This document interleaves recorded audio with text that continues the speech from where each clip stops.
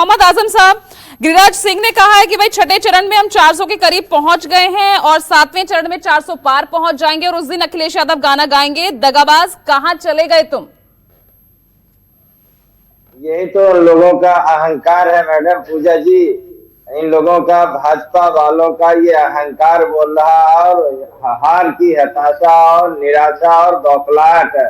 हम लोग India alliance और समाजवादी पार्टी इस बार कामयाब इस बार रहे हैं कि हमने जो बुनियादी मुद्दे थे, महंगाई, बेरोजगारी, किसानों की समस्या, युवाओं की समस्या और पूर्वांचल में खासतौर से छुट्टा पशुओं की समस्या, ये हम जनता के बीच में ले जाने में कामयाब है और जनता इन मुद्दों पे वोट दे रही है। और राष्ट्रीय परिप्रेक्ष्य में जनता संविधान बचाने के लिए, आरक्षण बचाने के लिए और लोकतंत्र बचाने के लिए और जो सांप्रदायिक और तानाशाही ताकतें हैं उनको हटाने के लिए वोट कर रही है। अभी मैं प्रधानमंत्री जी का आपके यहाँ इंटरव्यू ये सुन रहा था, कह रहे आरक्षण, मुस्लिम आरक्षण की चर्चा कर रहे थे। जो मुस्लिम आरक्षण ओबीसी में मिला हुआ है पूजा जी, वो केंद्रीय सेवाओं में भी है, वो गुजरात में भी है, मध्य प्रदेश में भी है। चल हो जा शुरू। केसरिया से मन जोगी हुआ रे, दिल झूमे देखो पतवारा हुआ रे, दिल झूमे देखो पतवारा हुआ रे। हर पल मनाओ केसरी त्योहार। विमल बोलो जुबान केसरी।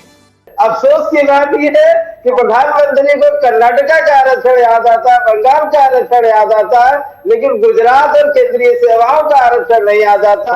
और जो माइनॉरिटीज, अल्पसंख्यक का दर्जा जो इंस्टीट्यूशन को मिलता है वो केंद्रीय आयोग देता है, यानी वो भी 10 सालों से प्रधानमंत्री के नेतृत्व में है वो केंद्रीय आयोग, वो अल्पसंख्यक का दर्जा देता है। यानी चैनल में सिर्फ और सिर्फ झूठ बोलना और ये कोशिश करना कि चुनाव सांप्रदायिक एजेंडे में चला जाए, इसके अलावा और कुछ भी प्रधानमंत्री नहीं चाहते हैं। प्रधानमंत्री ये सोच रहे हैं, भाजपा ये सोच रहे हैं। ऐसे तो सवाल आपके पीडीए फॉर्मूले पर भी बनता है ना, ऐसे सवाल तो आपके पीडीए फॉर्म जिसका आप नारा लगातार दे रहे हैं, पीडीए की आप जो बात करते नजर आ रहे हैं, जहां पर आप इसी बीच एक सोशल इंजीनियरिंग अपनाते हुए फॉरवर्ड कास्ट को भी वोट दे देते हैं, सवाल तो फिर ऐसे भी खड़े होंगे।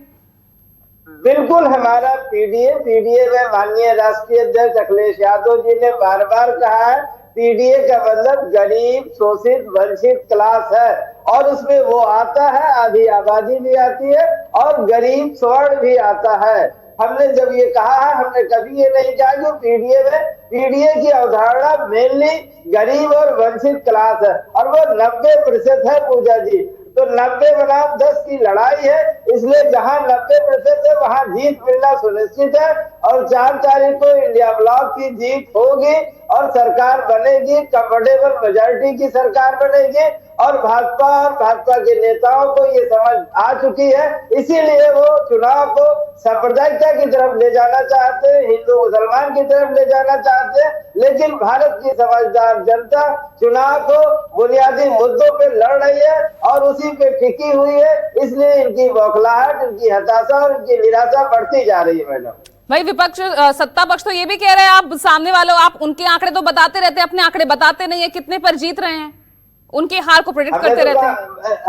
मैडम जो हम ये कह रहे हैं कंफर्टेबल मेजॉरिटी, इसका मतलब कम से कम 300 पार होंगे हम लोग, इससे कम तो कंफर्टेबल मेजॉरिटी होती नहीं है। 272 मेजॉरिटी है। जब हम ये कह रहे हैं कि हम एक मजबूत सरकार बनाने जा रहे हैं, हम उनकी तरह हवाई आंकड़े नहीं देते हैं मैडम, जैसे वो हवाई आंकड़े। भाई बीजेपी तो कह रही है 400 के करीब तो पहुंच गए हैं, 400 पार अगला चरण। जी हाँ, 486 सीटों का चुनाव हो गया है और उसमें हम लोग बिल्कुल मेजॉरिटी के नजदीक। बोलिए। देखिए, पहले मैं आम आदमी पार्टी का जवाब देना चाहता हूँ।